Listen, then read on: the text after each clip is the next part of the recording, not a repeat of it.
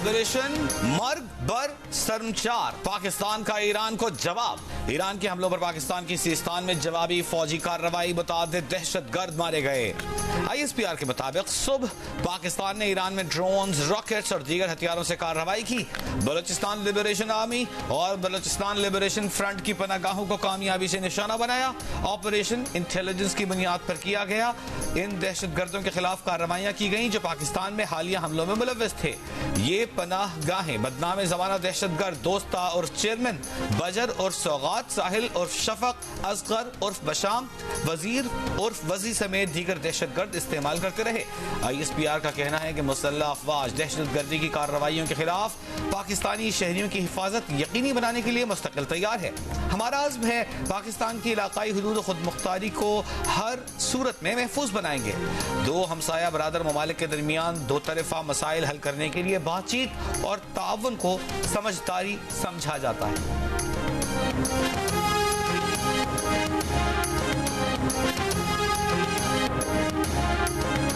This morning, Pakistan undertook a series of highly coordinated and specifically targeted precision military strikes against terrorist hideouts in Sistan-o-Baluchistan province of Iran.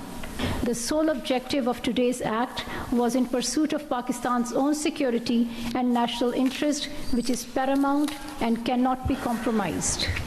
We have no interest in escalating any situation, and we hope that our adversaries understand this. हमले रियासत Iran या ईरानी फौज के खिलाफ नहीं, हदफ सरमचार दहशतगर्द थे जो Iran में छुपे हुए पाकिस्तानी शहरी हैं। तर्जुमान दफ्तर खारिजा की ब्रीफिंग, कहा दहशतगर्द ईरान की हुकूमती अमलदारी से बाहर इलाकों में मुकीम थे। पाकिस्तान ईरान की खुद मुख्तारी और इलाकाई सालमियत का एहतराम करता है।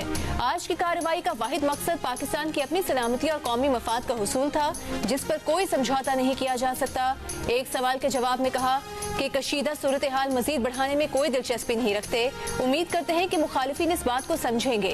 पाकिस्तान और ईरान के दरमियान राबते के मुतादिद ज़राए हैं। इस वक्त किसी तीसरे फरीक की जानिब से सालिसी की कोशिशों से मुतालिक आगाह नहीं है।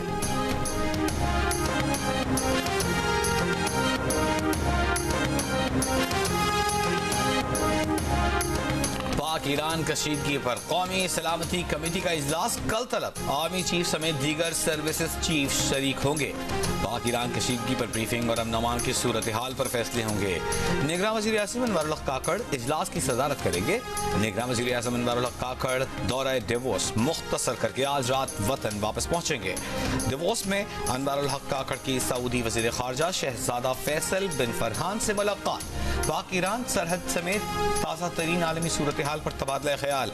युगेंदा में गैर वाबस्ता तहरीक के इजलास में शरीक निगरान वज़ीर ख़ारजा जलील अब्बास जिलानी ने भी दौरा मुख्तसर कर दिया।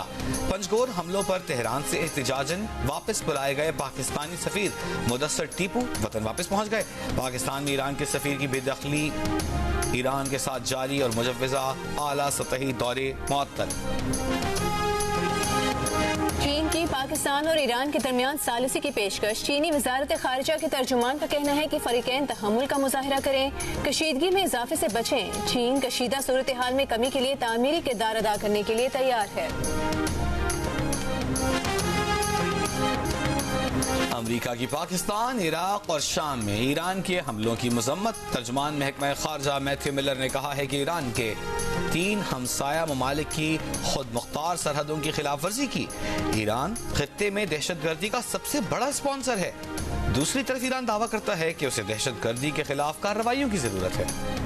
5 जजेस ने 2017 में 25 करोड़ अवाम के नुमाइंदे नवाज शरीफ को बेटे से तनख्वाह न लेने पर ना निकाला होता तो आज का नौजवान बेरोजगार न होता। 2017 में हुकूमत खत्म न होती तो आज घर घर रोशनी के चिराग चल रहे होते, काश्तकार खुशहाल होता, बिजली गैस महंगी न होती, रोटी 4 रुपए की होती, डॉलर 100 रुपए का होता। कायद नून लीग नवाज शरीफ का हाफिजाबाद में जलसे से खिताब, कहा अगर बार बार नवाज शरीफ को गिरफ्तार न किया जाता तो दुनिया में पाकिस्तान का मुकाम ऊंचा होता। आज उनकी हुकूमत होती तो नया मोटरवे हाफिजाबाद के अंदर से गुजर रहा होता। उनका मिशन पाकिस्तान को अपने कदमों पर खड़ा करना है। हम 28 28 मई वाले हैं, 9 मई वाले नहीं। 28 मई वाले पाकिस्तान को संवारने वाले, 9 मई वाले उजाड़ने वाले हैं। नून लीग की चीफ ऑर्गेनाइजर मरियम नवाज का हाफिजाबाद में जलसे से खिताब, कहा हम 2 रुपए में रोटी देने वाले 9 मई वाले महंगाई का तूफान लाने वाले लोग हैं। जो शख्स आपको शोहदा की यादगारों पर हमलों की तरगीब दे वो कभी आपका हमदर्द नहीं हो सकता। मरियम नवाज ने कहा कि उन्होंने आवाम से नवाज शरीफ को उनके पास लाने का वादा पूरा कर दिया। 8 फरवरी को हाफिजाबाद में भी शेर धाड़ेगा।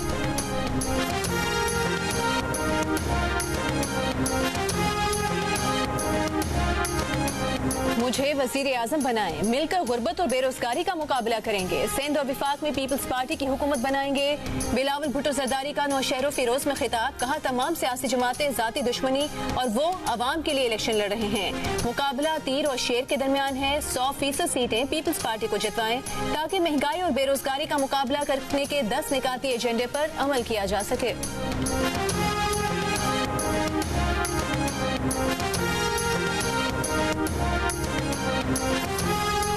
साइफर कॉपी वजीर आजम इमरान ने अपने पास रखी और कहा गुम हो गई। साबिक प्रिंसिपल सेक्रेटरी आजम खान का साइफर केस में बयान, कहा साइफर कॉपी वजारत खारजा को वापस भेजी जाती है लेकिन भेजी नहीं गई। वो जब तक वजीर आजम हाउस में थे साइफर की कॉपी वहीं रही, फिर अवामी इज्तिमा में कागज लहरा दिया गया। आजम खान ने कहा वजीर आजम इमरान ने साइफर देखते ही इसे बैरूनी मुदाखलत करार दिया, कहा इस पर अवाम को एतमाद में लेना होगा। उन्हें समझाना पड़ा कि ये सीक्रेट डॉक्यूमेंट है, इसे पब्लिक नहीं किया जा सकता। वजीर आजम इमरान ने कहा उनके खिलाफ तहरीक अदम एतमाद कामयाब हो या नाकाम, दोनों सूरतों में इसे इस्तेमाल किया जा सकता है। साइफर केस की मजीद समाअत 22 जनवरी तक मुलतवी। अडियाला जेल में साइफर केस की समाअत के दौरान बानी पीटीआई और शाह महमूद कुरैशी का कुरान पर हाथ रखकर बयान देने का मुतालिबा। जज अबुल हसन जुल्करनैन ने कहा कि दरखास्त न दें, कुरान पाक मंगवा लिया है। बानी पीटीआई ने कहा कि मुसलमानों में बड़े बड़े मुनाफिक भी हैं जो कुरान पाक पर हाथ रखकर भी झूठ बोलते हैं। जज अबुल हसन जुल्करनैन ने कहा कि हलफ दें कि झूठी गवाही देने पर अल्लाह नाराज हो। इस पर कमरा अदालत में मौजूद बुशरा बीबी ने ऊंची आवाज में तबसरा किया कि अल्लाह नाराज हो के साथ अल्लाह का अजाब हो।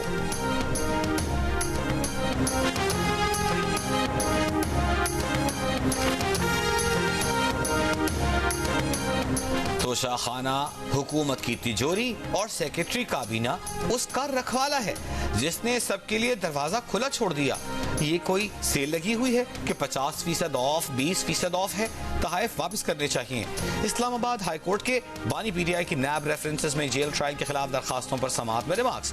बानी पीटीआई के वकील लतीफ खोसा ने कहा कि वफाकी हुकूमत ने जेल ट्रायल का नोटिफिकेशन रेफरेंस दायर होने से 1 माह पहले ही जारी कर दिया था। दिसंबर से दोषखाना रेफरेंस की बुनियाद पर चल रहा है। अदालत ने कहा प्रोसेस ही देखना है कि वो ठीक हुआ है या नहीं। अगर इस्लामाबाद में एक एहतसाब अदालत है तो क्या बाकी का मुतासिर हो रहा है? ये तो जेल जा रहे हैं। लतीफ खोसा ने कहा सुप्रीम कोर्ट के जज की जानिब से इस्लामाबाद में 3 एहतसाब अदालतों का कहा गया था। जस्टिस गुल हसन औरंगजेब ने कहा आपकी हुकूमत ने एहतसाब अदालत के जजेस की मंजूरी ही नहीं दी थी, कैसे काबिल लोगों की सिफारिश भेजते थे, वो तो वजारत कानून उस पर बैठ जाती थी। बानी पीटीआई की तोशाखाना और 190 मिलियन पाउंड नैब रेफरेंस में जेल ट्रायल के खिलाफ दरखास्तें काबिले समाअत करार। नैब को नोटिस जारी, पीठ तक जवाब तलब। नैब रेफरेंसेस का जेल ट्रायल रोकने की दरखास्त पर भी सेक्रेटरी दाखिला को नोटिस।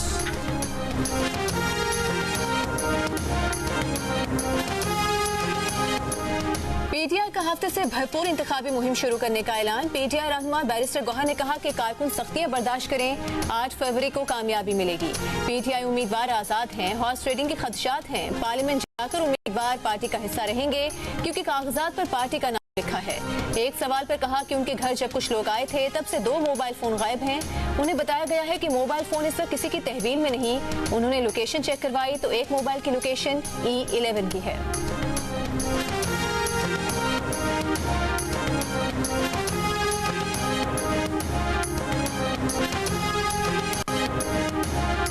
बिलावल और शहबाज शरीफ ने जाली मुकाबले का माहौल बनाया हुआ है। ये कहते हैं तीर और शेर का मुकाबला है। ये शेर नहीं बिल्ली है। जब आप 3 बार वजीर आजम बनकर कुछ नहीं कर सके, अब पाकिस्तान को क्या बनाएंगे? सिराजुल हक का डेरा लायार में जलसे से खिताब, कहा हम इंकलाब लाना चाहते हैं और असल तब्दीली लाना चाहते हैं। अब 2 पाकिस्तान नहीं, 1 पाकिस्तान बनेगा। सिराजुल हक ने कहा कि मुल्क पर हुक्मरानी करने वालों ने अवाम की जेब पर डाका डाला, उन्हें जेल में होना चाहिए। नैब बेबस है, नैब इन लोगों के सामने झुक जाता है। खैबर पख्तूनख्वा में सीट एडजस्टमेंट के लिए पीपल्स पार्टी, ANP, नून लीग, JUIFA की मुलाकातें बेनतीजा। नून लीग के तर्जुमान इख्तियार वली का कहना है कि JUI सीट एडजस्टमेंट में पंजाब में ज्यादा सीटें मांग रही थी। किसी हल्के में ANP उम्मीदवार दस्तबरदार होने के लिए तैयार नहीं। ANP के मुताबिक दीगर पार्टीज के उम्मीदवार हमारे मजबूत हल्कों से इंतखाबात लड़ना चाहते थे। पीपल्स पार्टी का कहना है कि दीगर पार्टीज का हर उम्मीदवार समझता है कि वो जीत रहे हैं, इसलिए सीट एडजस्टमेंट नहीं हो सकी।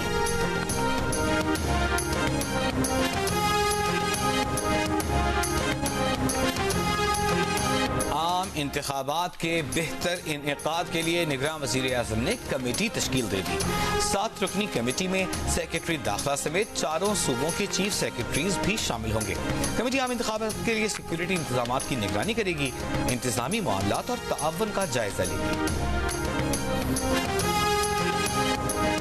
सिंध हाई कोर्ट ने फहमीदा मिर्जा और जुल्फिकार मिर्जा को इलेक्शन लड़ने की इजाजत दे दी। फहमीदा मिर्जा और जुल्फिकार मिर्जा ने NA 223 से कागजात नामजदगी जमा कराए थे। जुल्फिकार मिर्जा ने PS 70, 71, 72 से भी कागजात जमा कराए थे। रिटर्निंग अफसर और इलेक्शन ट्राइब्यूनल ने कागजात मुस्तरद कर दिए थे। फहमीदा मिर्जा और जुल्फिकार मिर्जा पर बैंक डिफॉल्टर होने का इल्जाम था।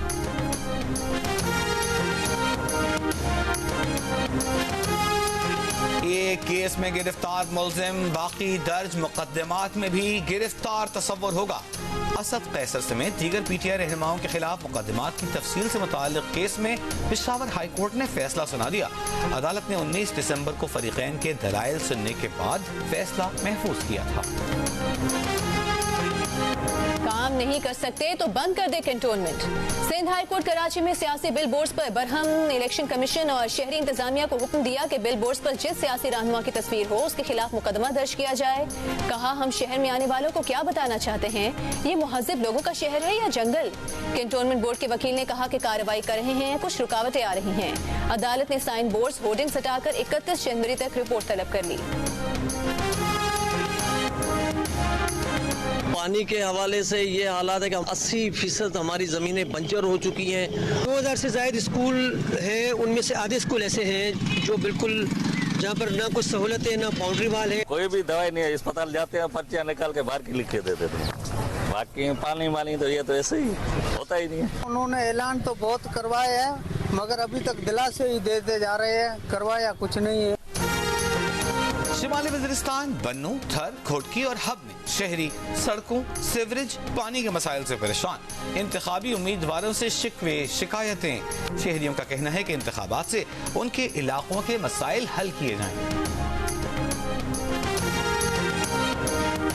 पाक ईरान कशीदगी के बाद पाकिस्तान ने ईरान समेत मगरबी सम्त से आने वाली तमाम परवाजों की मॉनिटरिंग शुरू कर दी। सिविल एविएशन जराये के मुताबिक मगरबी सरहदों पर फजा में होने वाली हर सरगर्मी को मॉनिटर किया जा रहा है। DG सिविल एविएशन अथॉरिटी का कहना है कि ईरान के लिए पाकिस्तानी फजाई हुदूद बंद करने का अभी कोई फैसला नहीं हुआ, सूरत हाल को मॉनिटर कर रहे हैं।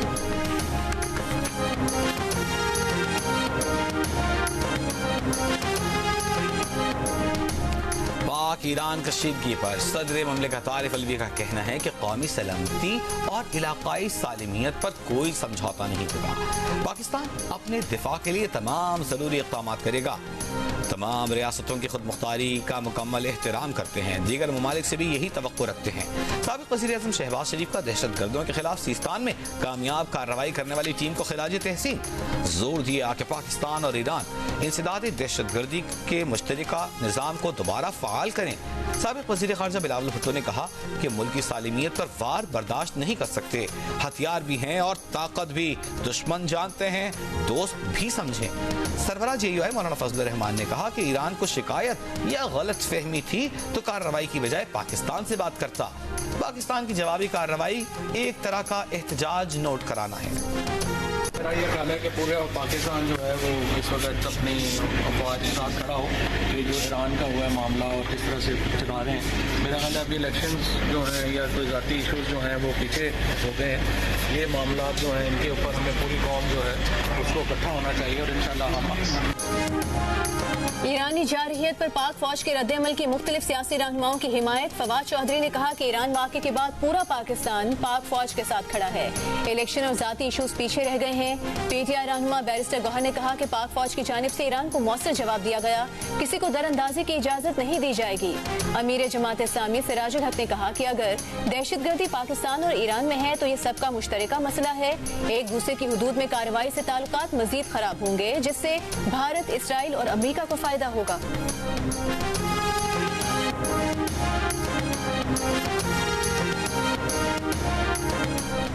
भारत के कोल प्लांट से आने वाली आलूदा फजा पाकिस्तान में स्मॉग का बायस है। नामियाती गैर नामियाती ईंधन का गैर जरूरी इस्तेमाल और ज्यादा नमी भी स्मॉग की वजह करार। चीनी माहिरीन ने लाहौर में स्मॉग के असबाब से मुतालिक इब्तदाई रिपोर्ट पेश कर दी। गर्द गुबार, घरों में जलाई जाने वाली गैस भी स्मॉग के असबाब में शामिल। निगरान वज़ीर आला पंजाब मोहसिन नकवी से चीनी काउंसिल जनरल और चीनी माहिरीन की मुलाकात। मोहसिन नकवी ने कहा स्कूल्स बंद, फसलों की बाकियात जलाने पर पाबंदी, ट्रैफिक में कमी के बावजूद स्मॉग है। जानना चाहते हैं कि किस उनसर की वजह से स्मॉग मुज़ीर सेहत शक्ल इख्तियार कर रही है। चीनी काउंसिल जनरल ने कहा कि चीन ने स्मॉग पर 7 साल में काबू पाया, मसला हल होने में वक्त लगेगा। जुडिशल मैजिस्ट्रेट कराची गरबी ने सुरजानी टाउन में 4 अफराद को हब्से बेजा में रखने के केस में SHO सुरजानी टाउन को लॉकअप मुंतकली के बाद रिहा कर दिया। गुज़िश्ता शब जुडिशल मैजिस्ट्रेट गरबी ने सुरजानी टाउन थाने पर छापा मारा था। थाने में 4 अफराद को गुटके मावे फरोख्त करने का केस बनाकर हब्से बेजा में रखा गया था। जुडिशल मैजिस्ट्रेट ने सेशन जज की हिदायत पर थाने पर छापा मारा था।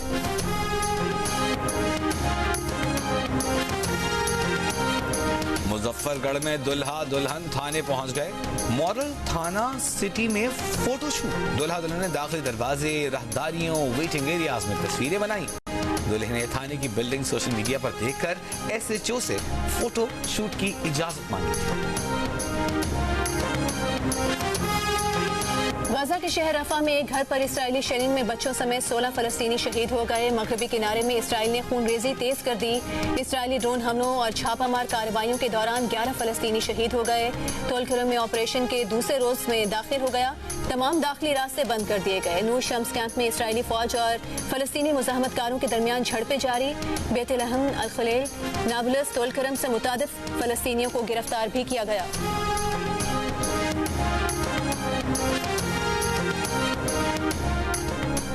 अमेरिका के यमन में हदीदा ताइज़ सादा पर हमले। अमेरिकी फौज का दावा है कि हमलों के लिए तैयार 14 मिसाइलों को निशाना बनाया जो कारगो जहाजों और अमेरिकी नेवी के जहाजों के लिए खतरा थे। हौसियों का यमन के साहिल से दूर खलीज आदन में अमेरिकी जहाज पर ड्रोन हमला। बरतानी मैरीटाइम सिक्योरिटी एजेंसी के मुताबिक हमले के बाद जहाज में आग लग गई, जिसे बुझा दिया गया। जहाज और अमला महफूज हैं। अमेरिका ने यमन के हौसी ग्रुप को दोबारा आलमी दहशतगर्द तंजीमों की फहरिस्त में शामिल कर लिया। व्हाइट हाउस के तर्जुमान ने कहा कि हौसी ग्रुप बुहेरा अहमद और खलीज अदन में हमले रोक दे तो फैसला बदला जा सकता है। हौसियों का अमेरिकी इक़दाम के बावजूद इसराइल जाने वाले जहाजों पर हमले जारी रखने का ऐलान। बरतानिया में आबाद खालिस्तान के हामियों की जान को भारत की तरफ से खतरात लाहक हैं। बरतानिया की इंसदाद दहशतगर्दी पुलिस ने खालिस्तान के हामियों को आगाह कर दिया। बरतानिया अखबार की रिपोर्ट के मुताबिक पुलिस ने अवतार सिंह की मौत की मजीद तहकीकात के मुतालबे के बाद वार्निंग जारी की है। खालिस्तान तहरीक के लिए सरगर्म अवतार सिंह गुज़िश्ता साल जून में पुरस्कार तौर पर इंतकाल कर गए थे। लवाहिकीन को शुबा है कि अवतार सिंह को भारत ने जहर देकर हलाक किया।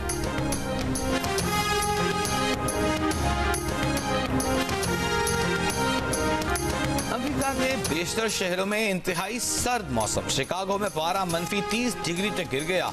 यख बस्ता हवाओं से स्मॉग और धुंध की सूरत हाल। मिशिगन में झील किनारे बर्फ ने हर शय जमा दी। टेक्सास में सड़क पर बर्फ जमा होने से गाड़ियां चलाना मुश्किल हो गया।